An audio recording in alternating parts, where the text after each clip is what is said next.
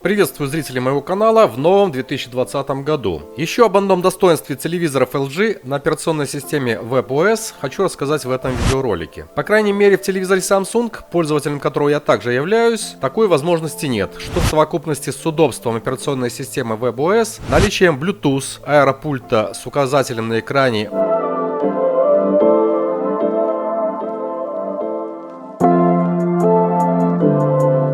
и встроенным микрофоном для голосового поиска LG 55 UH850V.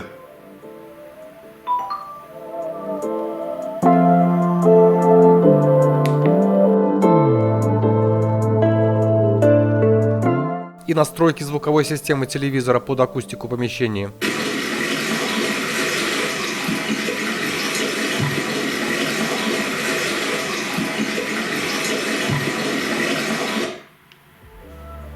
Говорит в пользу покупки именно аппаратов бренда LG. В моем случае оператор кабельного телевидения почти ежемесячно изменяет как разнообразие, так и количество вещаемых в открытом доступе телевизионных цифровых каналов. Я говорю именно о цифровых каналах, потому что в Беларуси года 4 назад перешли на вещание только в цифровой форме, а пару лет назад главные государственные, ну и не только, телеканалы вещают в разрешении Full HD. Поэтому про аналоговые каналы меня не спрашивайте, все это в прошлом. В такой ситуации на телевизоре Samsung приходится заново вручную сканировать мультиплексы, то есть пакеты цифровых каналов,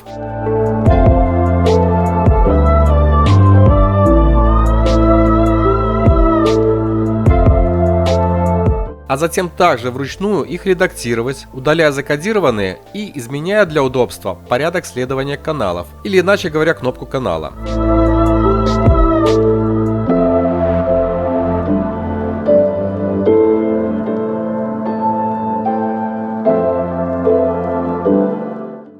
Эту полезную функцию начинаешь ценить по прошествии времени, когда ваши соседи, просматривая вместе с вами ваш телевизор, отмечают, что у них нет тех или иных каналов, на что я им рекомендую заново настроить свои телеприемники. Телевизоры LG под управлением WebOS избавят вас от этого, потому что они автоматически сканируют пакеты цифровых каналов и транслируют уже новые каналы, при этом общий, привычный для вас и единожды настроенный порядок следования телевизионных каналов не меняется.